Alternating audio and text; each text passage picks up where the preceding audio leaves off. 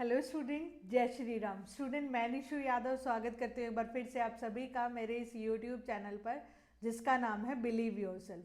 बच्चों, ये वीडियो लेकर आई हूँ एचपीएससी असिस्टेंट प्रोफेसर की प्रिपरेशन करने वाले सभी स्टूडेंट्स के लिए। बच्चों, बहुत सारे स्टूडेंट्स के क्वेश्चन आ रहे हैं, कॉल आ रही है, इंक्वायरीज आ रही है कि मैम अभी हम लोगों का कम टाइम है तो समझ नहीं आ रहा, पहले ऑब्जेक्टिव के लिए प्रिपेयर करें, सब्जेक्टिव के लिए प्रिपेयर करें, दोनों के लिए प्रिपेयर करें और सिलेबस को कैसे कंप्लीट करें जल्दी से, क्योंकि आप लोगों को पता है कि आप लोगों की एग्ज़ाम डेट आ चुकी है और जून में आप लोगों का एग्ज़ाम है ना। तो सबसे पहले तो मैं ये बोलूँगी कि आप लोगों का जो ये नोटिफिकेशन है ये दोबारा आया है ना। तो आप लोग पहले से, जब आप लोगों ने फॉर्म डाल दिया था तो प्रिपरेशन पहले से शुरू क्यों नहीं करी? ठीक है, फिर भी किसी का कोई रीज़न रहा हो मे बी, तो आप इस टाइम कैसे प्रिपेयर करें? देखो, पास्ट में ना जाए कि क्यों नहीं प्रिपेयर करा, कब मतलब पहले शुरू कर देना चाहिए था। बिल्कुल कर देना चाहिए था, मैं खुद बोल रही हूँ, लेकिन जो भी रीज़न रहा हो आप लोगों का, अब नहीं किया तो खुद को ब्लेम करना बंद करिए। अभी जितना टाइम है, जितना आप लोगों का समय है उसको यूटिलाइज करना है। सबसे पहली बात, आप लोग ऑब्जेक्टिव के लिए करें या सब्जेक्टिव के लिए? देखो बेटा, ध्यान से सुनिएगा, ऑब्जेक्टिव को आप नेग्लेक्ट मत करना। कई बार क्या होता है, बच्चों को कॉन्फिडेंस हो जाता है कि क्योंकि हम नेट क्वालिफाई हैं, क्योंकि हमने नेट क्लियर करा है हाल ही में, तो ऑब्जेक्टिव तो मुझसे निकल ही जाएगा। ये आप लोगों की गलत फहमी है बिल्कुल ही, कि आप लोगों ने बिना मेहनत के ऑब्जेक्टिव निकल जाएगा। बिल्कुल नहीं निकलेगा, बिकॉज आप लोगों के साथ टक्कर में बहुत सारे बच्चे हैं, कंपटीशन बहुत बहुत स्टूडेंट्स हैं, तो आप लोगों को ऑब्जेक्टिव को लाइटली नहीं लेना है। बट ये नहीं सोचना है कि हम लोग सीधा सब्जेक्टिव के लिए प्रिपेयर कर लेते हैं फिर ऑब्जेक्टिव का तो अपने आप ही हो जाएगा।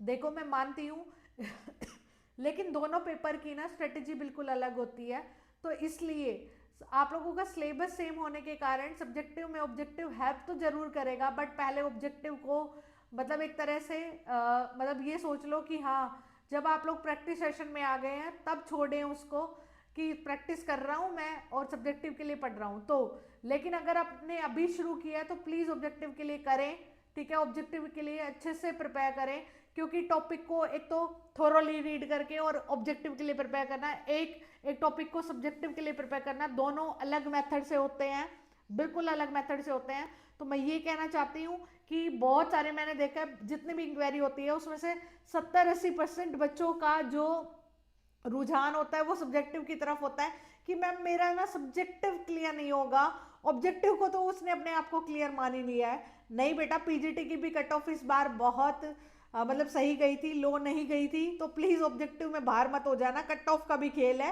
क्वालिफाइंग नहीं है। क्वालिफाइंग होता तो सोचते चलो क्वालिफाइंग है, क्वालिफाइंग मैं कर लूंगा, और सब्जेक्टिव के लिए भाई कट ऑफ का भी खेल है।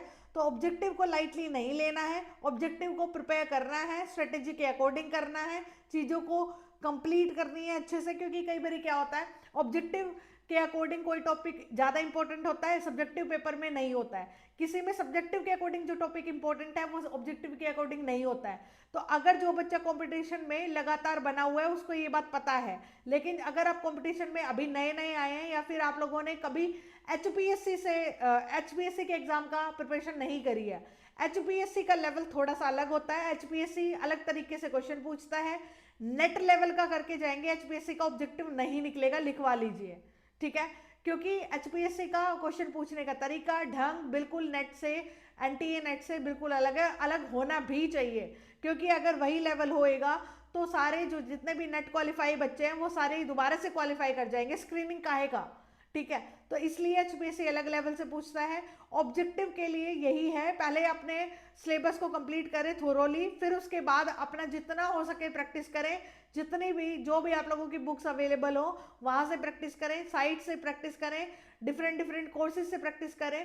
लेकिन जब आप, और एक बात, मैं जो मेरे कोर्स वाले बच्चे हैं उन सभी के लिए बेटा, आप लोगों को पता है, कोर्स वाले बच्चों के लिए कुछ कहना चाहूंगी कि आप सभी को पता है कि कोर्स में आप लोगों की जो स्ट्रेटेजी चली हुई है, जिसमें मैंने आप लोगों को बताया है कि मैं रिवीजन करवाने वाली हूँ आप लोगों का, अच्छा खासा रिवीजन होने वाला है आप लोगों का, उसके अकॉर्डिंग सारे टेस्ट सारी चीजें आप लोगों की आ रही है।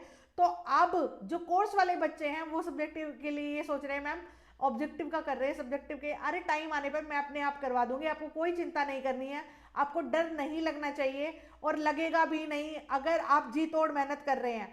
देखो डर उन्हीं को लगता है जिनके मतलब मैं बोलूं जिनकी मेहनत में खोट है, ठीक है, जिनकी मेहनत में खोट है डर उन्हीं को लगेगा, क्योंकि उनका मन बोल रहा है तो उन्हें अपनी मेहनत नहीं करी है।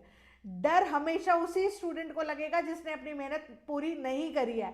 अरे जिस दिन तुम मेहनत कर लेते हो ना उस दिन तो ये सोचते हो कल नहीं आज ले लो मेरा एग्जाम, समझ रहे हो? तो मेहनत पर फोकस करें और मेहनत गलत डायरेक्शन में ना करें।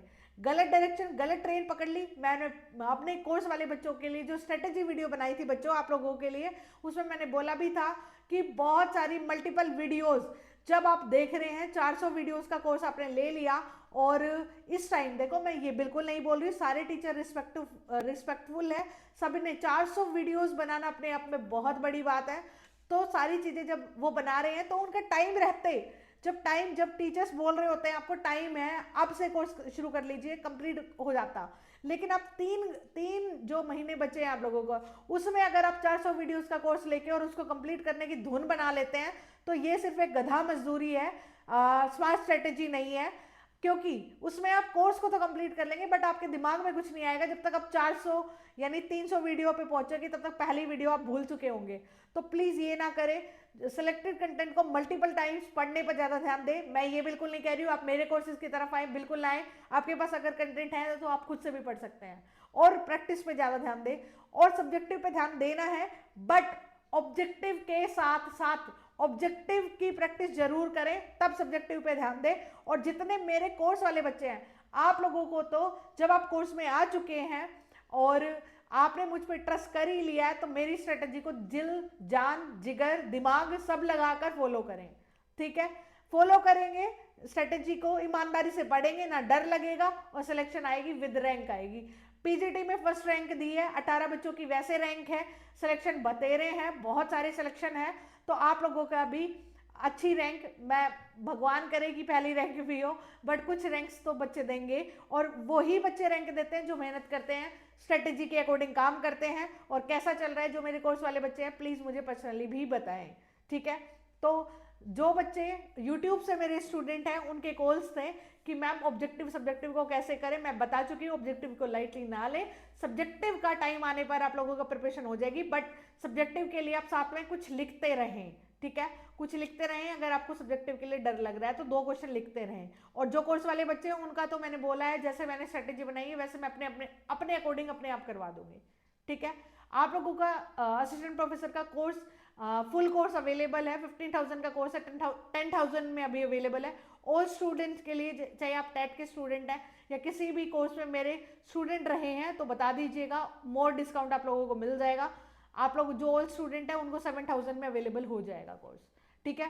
फिर भी किसी बच्चे का पढ़ने में डेडिकेटेड है और फाइनेंशियल इशू है, ईमानदारी से, क्योंकि मैं तो भले ही ना देखूं ऊपर वाला सब देखता है, ठीक है? तो अगर फाइनेंशियली सच में इशू है तो बता देना, थोड़ा बहुत डिस्काउंट जो भी पॉसिबल हो पाएगा करवा देंगे, ठीक है? लेकिन मैं आपको ये बोलना चाहूंगी अगर आप मेरे कोर्स में आना चाहते हैं बिल्कुल मत आइए, अगर आएंगे तो आपको मेरी सुननी पड़ेगी, ठीक है? आपको सिर्फ उस टाइम मेरी सुननी है, क्योंकि मैं मान के चलती हूँ जिसमें बच्चे ने जिस कोर्स में मेरे कोर्स में एडमिशन लिया है तो मीन्स वो मेरी सुनने के लिए आ रहा है। मैं सजेशन हमेशा वेलकम रखती हूँ और आगे भी रखती रहूंगी, बट आपको पता ही नहीं होता है कई बारी, तो इसलिए प्लीज विश्वास के साथ आए। पैसे तो हर कोई बच्चा देता है, जो विश्वास देता है वो रैंक और सिलेक्शन जरूर लेके जाता है, ठीक है? और ऑब्जेक्टिव को लाइटली नहीं लेना है। बहुत सारे आप लोगों को मोस्टली जो टीचर्स हैं वो ये बोलेंगे कि या फिर बोल रहे होंगे कि सब्जेक्टिव का कर लीजिए, बट बेटा ऑब्जेक्टिव में भी अच्छी खासी मतलब कंपटीशन रहने वाला है, ऑब्जेक्टिव में ही बाहर हो गए तो सब्जेक्टिव का करेंगे क्या? हाँ, सब्जेक्टिव के लिए आप एक एक दो दो क्वेश्चन लिखते जरूर रहें, बट ऑब्जेक्टिव को लाइटली ना लें, क्योंकि एग्जाम डेट आ चुकी है और सिलेबस आप लोगों का पीजीटी वाला नहीं है छोटू सा, आप लोगों का बहुत लंबा सिलेबस है। तो प्लीज बेटा प्रिपेयर योरसेल्फ फॉर ऑब्जेक्टिव, क्योंकि एक पहाड़ उतरेगा जब ही तो दूसरा चढ़ोगे, ठीक है? ठीक है, आई होप मेरी बात समझ में आई हो आपको। और फिर भी अगर कोई क्वेरी है, कोई क्वेश्चन है, आप लोग व्हाट्सअप कर सकते हैं, जो नंबर दिया हुआ है इस वीडियो के डिस्क्रिप्शन बॉक्स में, आप लोगों को लिंक मिल जाएगा। कोर्स में आना चाहते हैं बिल्कुल वेलकम है आप लोगों का, जो ये कोर्स प्राइस मैंने बताई है ये ऑब्जेक्टिव और सब्जेक्टिव के लिए है। इंटरव्यू आप लोगों का अलग से आएगा, क्योंकि हम लोग पहले फीस लेके नहीं रखते हैं। इंटरव्यू तक आप पहुंचेंगे या नहीं, फिर उसके बाद ही आप लोगों का इंटरव्यू कोर्स आएगा। ठीक है, सब्जेक्टिव ऑब्जेक्टिव की एक साथ प्रिपरेशन करवाते हैं, डेट्स वाई ये दोनों एक साथ लेते हैं। ओके स्टूडेंट्स, आई होप आप लोग अपनी प्रिपरेशन को बना के रखेंगे और अच्छे से पॉजिटिव माइंडसेट के साथ चीज़ें कंप्लीट करेंगे और पढ़ेंगे, ऑब्जेक्टिव को लाइटली नहीं लेंगे। ठीक है स्टूडेंट्स, मैं निशु यादव एंड करती हूँ मेरी इस वीडियो का। मिलती हूँ किसी next audio video live class में। तब तक पढ़ते रहिए, मुस्कुराते रहिए। जय श्री राम मेरे प्यारे स्टूडेंट्स।